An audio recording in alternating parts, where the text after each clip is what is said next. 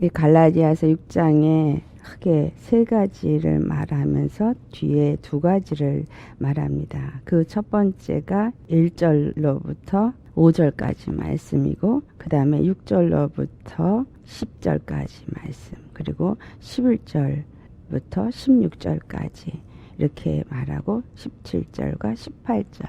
이 앞에 동그라미가 이렇게 있어요. 근데 이 각 그 성경의 각 장들은 이렇게 뭔가 단락 동그라미가 있으면서 그 어떤 말의 단락을 이렇게 주고 있지만, 사실상 그 한 챕터 안에 있는 것들은 어떤 한 의미를 같이 포함하고 있는 것을 우리가 알 수 있습니다.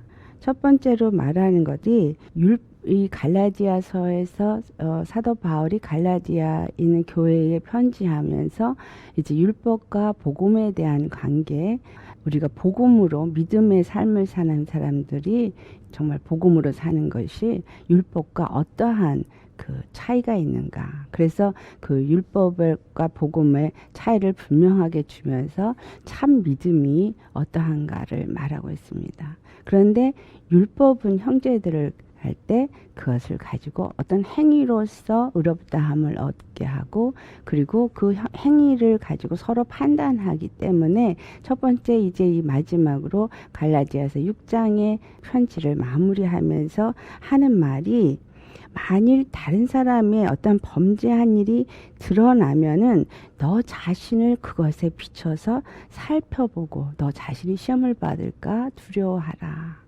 다른 형제의 어떤 행위에서 옳지 않은 것들을 볼 때 그것이 그에게만 있는 것이 아니라 나에게도 동일하게 있는 부분이다, 그 말입니다. 그래서 정죄하고 판단하기보다는 그것이 바로 내 모습으로 내가 저런 범죄를 할 수 있는 자가 될 수 있다라는 나 자신을 돌아보아서 나도 그와 같은 시험을 받을까 돌아보라, 그렇게 말합니다.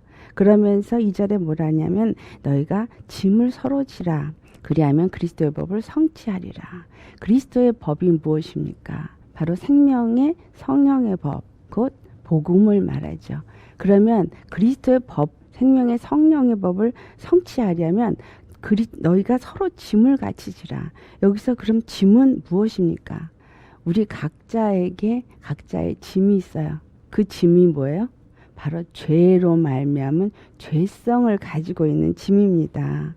우리 각 사람에게 짐이 주어졌는데 그것이 우리 각 사람이 버려야 될 죄성이 있어요. 그래서 너희가 내 몫에 십자가를 지고 나를 따르라. 그리고 그 십자가를 지고 나를 따르지 않는 자는 내 제자가 될 수 없다. 예수님은 내 몫에 십자가를 지고 나를 따르라 할 때 그 십자가는 세상에서 우리가 얻어지는 고난, 이런 의미도 갖고 있겠지만, 실질적인 의미에서는 나라는 존재를 어디에 못 박아야 돼요? 십자가에 못 박아야 되는 거예요.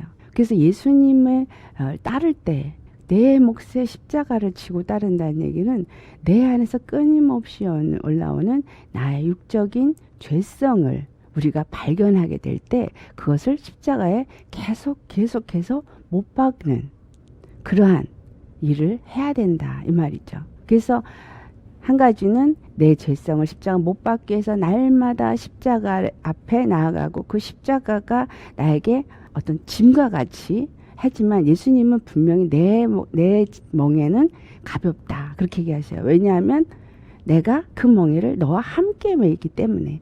예수님이 이미 십자가를 지셨어요. 이미 내 죄를 십자가에 못 박아 버리셨어요. 그렇기 때문에 왜 내 죄의 짐, 내 죄성을 십자가에 못 박는 게 가볍다고 얘기하시냐면, 예수님이 십자가에 다 못 박으셨기 때문에 나는 십자가의 그 복음을 믿으면 되기 때문에. 그러니까 믿는다는 건 뭐냐면 내 힘으로 그거를 해결할 수 없다라는 거예요. 그래서 율법은 다른 사람의 죄를 봤을 때 내가 저 죄를 질 수 있는 죄인이다.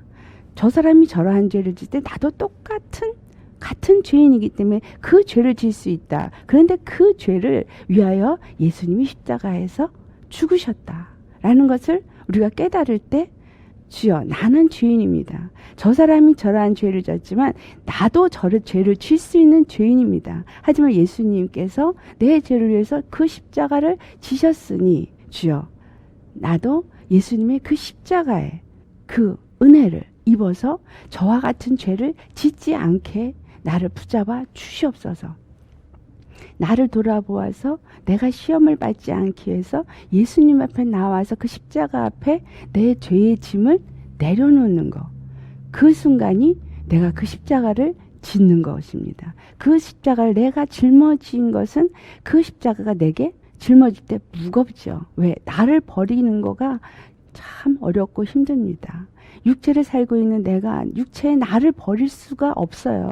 이거는 너무 무거운 짐이고 내가 그동안 살아오면서 완전히 나라는 존재를 만들어버린 거기 때문에 내가 함부로 그것을 쉽게 벗어버릴 수 있는 그러한 짐이 아닌 것입니다. 하지만 예수님이 십자가에서 이 내 짐을 대신 짊어지시고 못 박으시고 죽으셨고 그리고 부활하시면서 그 모든 죄를 십자가에 못 박아버린 이 복음을 믿는 믿음이 내게 있다면 내가 그 짐을 짊어질 때 쉽다 이 말이에요. 그래서 그 짐을 다른 사람의 짐을 내가 함께 진다라는 거는 그도 나와 똑같이 예수님의 은혜를 입은 자라는 거예요.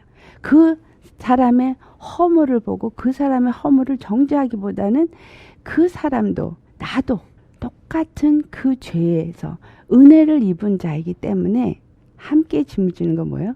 함께 십자가 앞에 나아감을 얻는 거죠.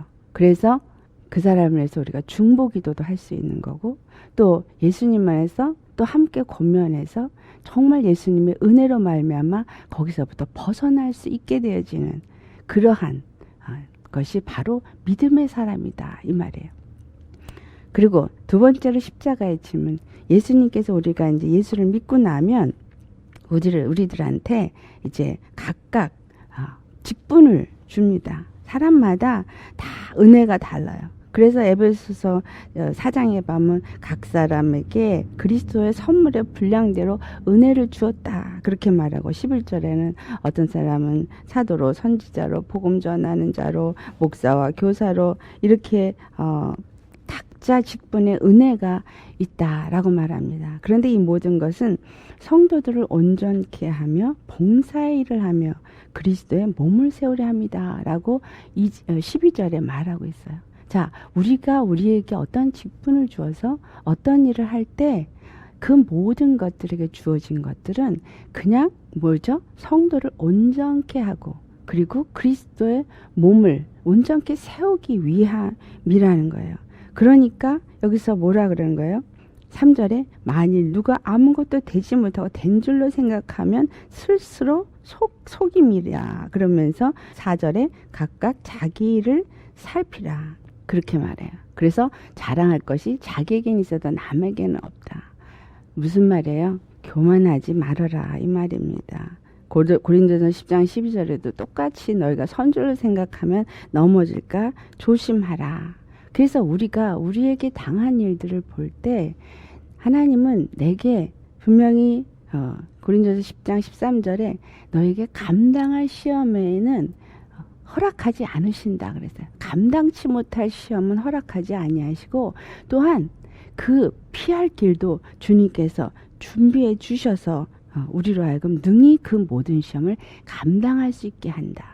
그래서 우리에게 닥치는 여러 가지 어려움도 하나님께서 피할 길도 주시고 감당할 수 있도록 도와주시기 때문에 그 모든 것을 감당할 수 있어서 그 모두 감당할 때 내 안에 뭐예요? 기쁨과 자랑이 생겨요. 그렇죠? 내가 정말 하나님의 은혜로 이 모든 일을 이 시험을 잘 통과하고 감당하였구나. 어떻게 되는 거예요? 영광을 누구한테 돌려요?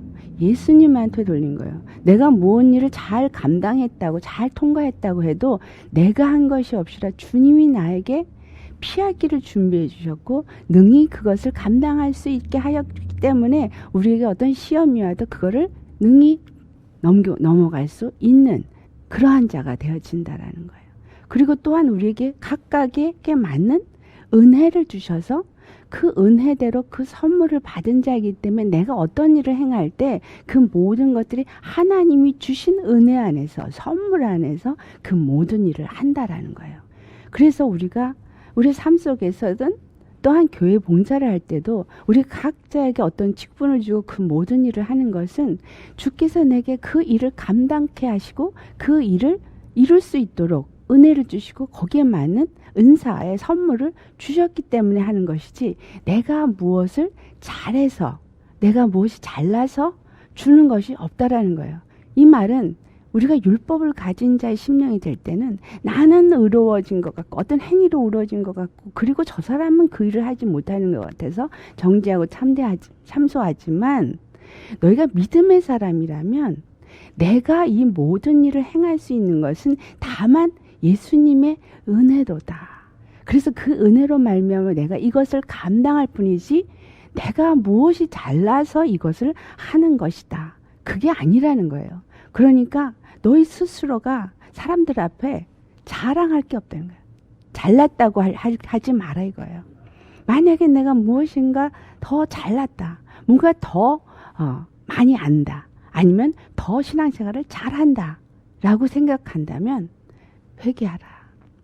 왜냐하면 주님이 허락했기 때문에 내가 그렇게 예수님을 더 알 수도 있게 되어지는 거고, 예수님을 더 깨달아 알아지니까 더 내가 예수님 앞에 나아가는 믿음의 사람이 될 수도 있는 것이고, 또 내게 그 일을 감당할 수 있는 은혜의 선물을 주셨기 때문에 그 일을 감당하는 것이지, 그 어느 것도 내가 잘나서 했다라고 자랑할 것은 없다라는 거예요. 그래서 자랑은 내 안에 내게만이, 왜? 내가 감사합니다. 주님, 내가 이 일을 감당할 수 있게 해주시니 감사합니다. 내 스스로 내 안에서 나 스스로를 참 자랑스럽다라고 우리는 생각할 수 있어요. 근데 그 자랑도 proud of myself, 나를 proud of myself 하는 그냥 기특하다, 자랑스럽다, 그래 너 잘했다 라고 나에게 칭찬할 수 있지만, 이것이 교만으로 바뀌어서 다른 사람과 비교해서 내가 뭔가 월등하니 더 낫다, 더 잘한다, 남에게 자랑할 것은 아니다라는 겁니다. 그래서 5절에 각각 자기의 짐을 지라 이런 말들은, 아까는 서로 짐을 지라 그래 놓고 지금은 또 각각 자기의 짐을 지라 이런 말을 해요. 이것은 무슨 말이에요? 내게 주어진 상황 속에서 네가 가진 일에 대해서는 맡은 바 직분에 충성해라 이 말이에요. 그래서 다른 사람은 나는 전에 그런 일이 있었어요. 어떤 분이 나는 목사님 같이 말씀을 가리키는 은사가 있었으면 좋겠어요. 나한테는 기도의 은혜를 주셔서 중보기도 하고 이런 거는 하는데 말씀을 나한테 열어주지를 않아서 나는 그쪽에는 은사가 없어요. 그래서 나는 정말 너무너무 목사님 부럽습니다. 하나님이 어떤 사람은 말씀을 가르치는 자로, 말씀을 전하는 자로 세우지만 어떤 사람은 또 중보 회개를 하는 사람으로 세우시고, 어떤 사람은 또 봉사하는 사람으로 세우시고, 그 모든 직분에 있어서 차별이 없는 것입니다. 분명히 에베소 4장 13절에 한 얘기예요. 모든 일을 왜 했다고요? 성도를 온전케 하고 그리스도의 몸을 온전케 세우고자 함이라. 성도를 온전케 하기 위해서 각각에게 각각 다른 은혜를 주고, 그리고 그 각각 서로 협력하여서 함께 짐을 짊어지도록 한 거예요. 우리가 그 요단강을 걷는 그 제사장들을 볼 때, 요단강에 이르렀을 때 노맥을 거두는 시기여서 그 요단강 물이 범람했다라고 나와요. 근데 그때 하나님께서 뭐라고 말씀을 하셨냐면, 그 언약궤를 미라. 제사장들이 그 언약궤를 메고 그 요단강에 발을 담글 때에 그 강이 멈춰서게 하겠다. 홍해는 바다를 먼저 가르시고 그로 건너가게 하셨어요. 근데 요단강은 발을 먼저 내디뎠을 때 멈춰진다 그랬어요. 그리고 그 뒤를 백성들이 건너갈 수 있게 했어요. 이 차이가 무엇입니까? 먼저 홍해 바다를 가르시고 건너게 하신 건 하나님의 일방적인 은혜예요. 그 은혜는 그냥 무조건적으로 우리에게 그냥 주신 거예요. 근데 요단강을 건널 때에는 언약궤를 맨 제사장이 먼저 앞서가서 발을 먼저 디뎌야 돼요. 이건 무슨 말이에요? 언약궤는 삼위일체 하나님을 상징해요. 그러니까 하나님, 삼위의 하나님이 주권자, 통치자가 되어진 자들이 제사장이에요. 하나님의 말씀을 받고 그 말씀에 순종해서 그 말씀에 지배를 받는 사람, 그 사람들이 어깨에 언약궤를 맨 사람들이에요. 그러니까 이 어깨는 뭘 매요? 어깨라는 단어는 세켐이라는 도시가 그 어깨라는 의미제요. 그래서 하나님의 통치를 받는다, 이런 의미를 갖고 있어요, 어깨는. 그래서 언약궤는 반드시 어깨에다 매야 돼요. 그 수레에다가 담았다가 죽임을 당한 사람 있잖아요. 그렇죠? 수레에 담으면 안 되는 거예요. 어디에? 어깨에 매야 돼요. 하나님은 우리의 통치자, 우리의 주권자 하나님은 반드시 우리의 통치자가 되심을 나타내는 것이 어깨에 맨 언약궤인 것입니다. 그래서 어깨에다가 그 언약궤를 메고, 그리고 어떻게 했어요? 한 사람만 맸어요. 이 그 폴대를 언약궤에다가 껴서 양쪽으로 껴서 네 곳에서 사람이 메어야 돼요. 4명이 매든 8명이 매든 그거를 맬 수 있는 사람들은 네 코너에 메어야 돼요. 협력해야 돼요. 함께, 그러니까 각자의 짐을 메었지만, 각자의 것을 자기의 몫을 메었지만 협력해서 함께 메을 때 그 언약궤가 반듯하게 메어질 수가 있어요. 그리고 그 똑같이 뭐 해야 돼요? 똑같이 하나님의 말씀에 지배를 받고 똑같이 하나님의 말씀대로 순종해 나아갈 때 언약궤를 맨 제사장들이 앞으로 나아갈 수 있게 되는 것입니다. 그래서 그들이 앞으로 나아가서 그 말씀에 순종해서 그 넘치는 요단강, 정말 범람에서 넘쳐서 사람이 능히 헤엄쳐 건너갈 수 없는 굉장히 험악한 그 물살 속에 믿음으로 발을 내디뎌 때 그 요단강이 멈춰서 세워졌다라는 것을 말하고 있습니다. 물론 이 요단강도 똑같이 갈라서 길이 된 건 예수님의 십자가의 길을 우리에게 상징해 주고 있습니다. 예수님의 십자가, 그 십자가는 우리에게 우리 심령에 말씀으로 세워져야 돼요. 어떻게 세워져요? 계시록 22장 1절에 보니까 생명수의 강이 보좌로부터 흘러내려와서 2절에 길 가운데로 흐르더라. 자, 하나님의 말씀은 우리에게 올 때 어디로 오냐면 십자가를 통해서 흘러내려와요.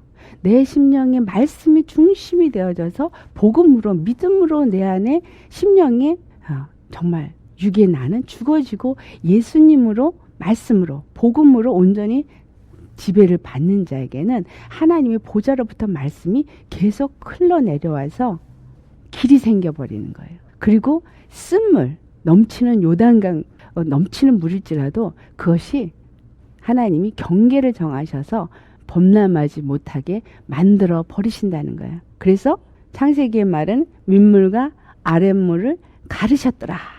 물과 물이 나누어지는 역사가 일어났어요. 우리 심령 속에서도 물과 물이 나눠지는 역사가 있고, 우리를 통해서도 세상 가운데서 물과 물이 나눠지는 역사가 일어나야 하는 것입니다. 그것이 각각 너희의 짐을 지고, 그리고 또한 함께 짐을 지는 진리인 것입니다. 그럴 때 이 말씀 안에서 온전히 순종하고 지배된 자들이 본을 보여서 앞으로 나아갈 때 그 십자가의 길을 따라서 이스라엘 백성들이 다 건넜던 것처럼 많은 믿음의 형제 자매들이 또한 그 길을 따라서 길을 건널 수 있는 것입니다. 아멘. 그래서 가르침을 받는 자는, 그 다음에 이제 다른 얘기를 하죠. 가르침을 받는 자는 말씀을 가르치는 자와 모든 좋은 것을 함께 하라. 자, 가르침을 받는 자는 가르치는 자로부터 말씀을 받았어요. 그래서 모든 좋은 거가 뭐겠어요? 세상에 잘 먹고 잘 사는 거? 아니요.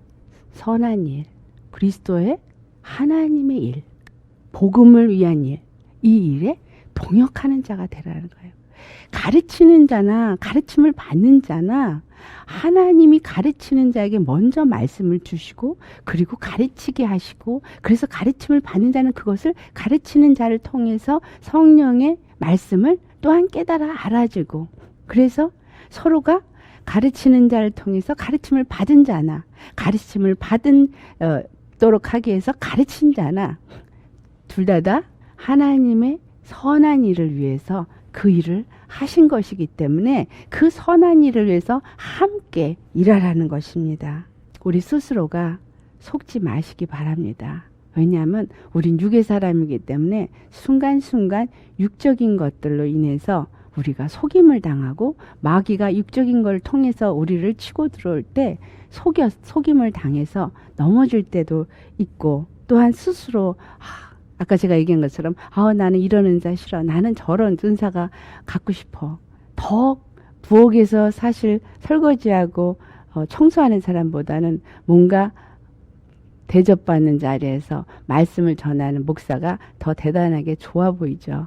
그럴 때 부엌에서 봉사하는 사람은 업신여김을 받는 사람입니까? 아니라는 거예요. 이 모든 것이 하나님이 각자에게 준 은사대로 자기의 맡은 일을 감당하는 거기 때문에 누구도 업신여김을 받을 자는 없다라는 것입니다. 그리고 사람이 무엇을 심든 그대로 거두게 되어져 있다. 그래서 부엌에서 봉사를 하는 사람이든 아니면 정말 말씀을 가르치는 일로 하나님 앞에 쓰임을 받는 사람이든 간에 그 모든 것을 무엇을 심느냐. 그것을 심을 때 믿음으로 심느냐. 그러면 믿음의 결실을 얻게 되어져 있다는 거예요. 예수님을 사랑함으로 심으면 그 사랑의 결실을 얻을 수 있다는 것입니다. 이 모든 일을 할 때 나에게 주신 은혜가 무엇이냐. 예수님의 그 십자가의 사랑과 그 은혜가 감사해서 나에게 주어진 그 은사를 따라서 각자 자기에게 맡은 일에 충성을 다할 때 자기가 심은 대로 그것은 거둬들일 수 있게 된다라는 거예요. 하지만 만약에 우리가 내 육체의 마음과 생각대로 심었다면 육체로부터는 썩어질 것을 거둬주고 만약에 믿음으로 주님을 사랑하는 사랑을 가지고 성령 안에서 심었다면 반드시 성령으로 영생을 거두게 된다라고 말하고 있습니다. 우리가 어떤 상황에서든 하나님의 그 선한 일을 위하여 심게 되어진 자는 그걸 선을 행함으로 인해서 혹여라도 핍박과 환난과 어려움과 고통 가운데 처하는 일이 있다 할지라도 포기하고 낙심하지 말아야 한다는 거예요. 왜냐하면 분명히 말씀합니다. 때가 이룰 때 거두리라. 심을 때가 있다면 반드시 거둘 때가 있다라는 거예요. 내가 무엇을 심었느냐에 따라서 거두는 결실은 심은 거에 맞는 결실이 나온다라는 것입니다. 그래서 육적인 것을 심지 말고 영적인 것을 심으라는 것입니다. 그래서 우리가 함께 지어져 갈 때 모든 일에 착한 일을 하라. 아멘. 착한 일, 선한 일, 서로를 뭐하는 일? 세우고 살리는 일. 그래서 함께 지어져 가는 일. 이것이 바로 우리 믿는 자들이 해야 할 일인 것입니다. 왜 사도 바울이 이 말을 여기서 했냐? 율법주의자들처럼 판단하는 그러한 하나님의 자리에 앉아서 자기는 높아지고 다른 사람을 부족해 보이고 연약해 보이고 보잘것없어 보이는 자를 판단하는 그러한 자가 되지 말고 함께 세우고 함께 은혜 받은 자로서 가는 그러한 사랑을 나누는 사람이 되라라는 것입니다. 그래서 우리가 그리고 그 다음에 세 번째 사도 바울이 하는 것은 자기가 지금 이 할례를 전하지 않았기 때문에 핍박을 받고 있지만 이전에 자기가 바로 이 할례를 받은 자와 였기 때문에 할례 받지 않는 자들을 핍박했던 자였습니다. 그래서 그렇게 행하는 자들의 그 심령을 너무나도 잘 알아요. 근데 그것은 뭐냐? 자기를 너희를 통해서 자랑하고자 합니다. 자기를 더 나타내고자 함이다 이 말이에요. 굉장히 목사님들이 쉽게 잘못 행할 수 있는 행위가 뭔지 아세요? 성도가 많아지면, 성도들이 목사님 은혜 받았어요. 목사님 말씀에 너무너무 은혜 받았어요. 그리고 성도가 너무 열심히 충성하고, 그래서 성도 수가 막 늘고, 우리 목사님 최고. 그러면 어떻게 돼요? 그런 소리를 듣고 싶어 해요. 목사는 설교 잘했다 소리 듣고 싶어 하고요, 은혜 받았다 소리 듣고 싶어 해요. 좋은 의미에서 영혼들이 은혜 받고 영혼들이 예수님을 만나서 변화를 받았으면 좋겠으니까 그럽니다. 그런데 그걸 자꾸 듣다 보면 어느새 어떻게 되냐면 자기가 높아지는 거예요. 그러다 보니까 점점 뭐예요? 자랑거리가 돼요. 우리 성도들은 이렇고 목사님들끼리 뭔지 모여서 그런 거를 말해요. 내 성도 자랑하고. 그렇다면 뭐예요? 거꾸로 말하면 네가 잘해서잖아. 내가 잘해서가 돼요. 이건 굉장히 목사들한테 오는 시험 중에 큰 시험입니다. 그래서 우리가 선줄로 생각하면 넘어질까 조심해라. 우리가 어떤 일을 할 때 목사님들 칭찬받는 거 굉장히 좋아해요. 수고하셨어요 집사님. 우리 집사님 같은 분이 있어서 우리 교회가 너무너무 자랑스럽습니다. 너무 주님 앞에 감사합니다. 그럼 뭐야? 으쓱해져요. 그래서 목사님들은 칭찬에 인색해지셔야 한다고 저는 생각해요. 성도님들 칭찬받는 거, 예수님 앞에 칭찬받기를 원하셔야 한다. 그것이 제 생각입니다. 왜냐하면 나도 모르게 올라가요. 그러고 싶지 않았어요. 그럴 생각 아니었는데 한 번 칭찬받으면 두 번 또 칭찬받고 싶거든요. 세 번 또 받고 싶고, 그러다가 어느 날 칭찬 안 하면 섭섭마귀가 찾아와서 시험 들어요. 그래서 모든 영광을 누구에게? 하나님 앞에 돌려야 한다는 것입니다. 너나 할 것 없이 은혜를 주신 이도 하나님이시고, 그 은혜를 주신 이유도 하나님의 뜻을 이루시기 위함이다라는 것을 우리는 알아야 합니다. 그래서 사도 바울이 14절에 하는 중요한 고백의 말이 있습니다. 내게는 우리 주 예수 그리스도의 십자가 외에 결코 자랑할 것이 없으니. 아멘. 예수 그리스도의 십자가 외에는 자랑할 것이 없다라고 말합니다. 우리도 예수 그리스도의 십자가 외에는 자랑할 것이 없는 자가 되어야 합니다. 왜냐하면 그리스도로 말미암아서 세상에 대해서 자기는 죽었다 그랬어요. 세상이 나에 대해서 죽었고 내가 세상에 대해서 죽었다 그랬어요. 우리 신앙생활 하는 분들 이렇게 생각하십니까? 이렇게 생각하셔야 돼요. 사도 바울만 이렇게 생각해서는 안 됩니다. 우리 모두가 세상이 나에 대해서 죽었고 내가 세상에 대해서 죽은 자가 되어야 돼요. 왜냐하면 나는 십자가에 죽었기 때문에. 내가 십자가에 죽은 것이 믿음입니다. 십자가에 죽었다는 얘기는 죄의 사람, 세상적인 사람은 더 이상 없다 그 말이에요. 그래서 세상이 나에 대해서 죽었기 때문에 세상이 나에게 시험 줄 일이 없어요.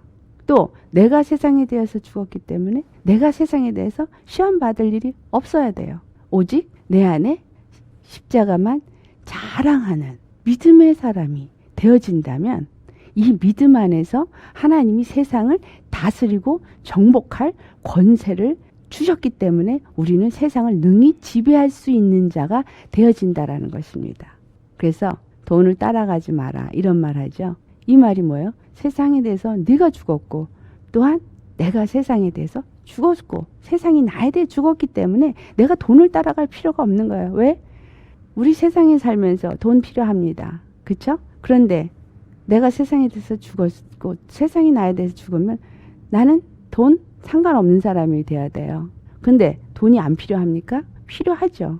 내가 믿음 안에서 돈에 대해서 죽은 자가 되어지면 믿음 안에서 온전히 십자가만 자랑하고 그 십자가의 구속의 은혜 안에서만 사는 믿음의 사람이면은 주님의 나라와 그 의를 구할 때 하나님이 나에게 필요한 돈 주신다라는 거예요.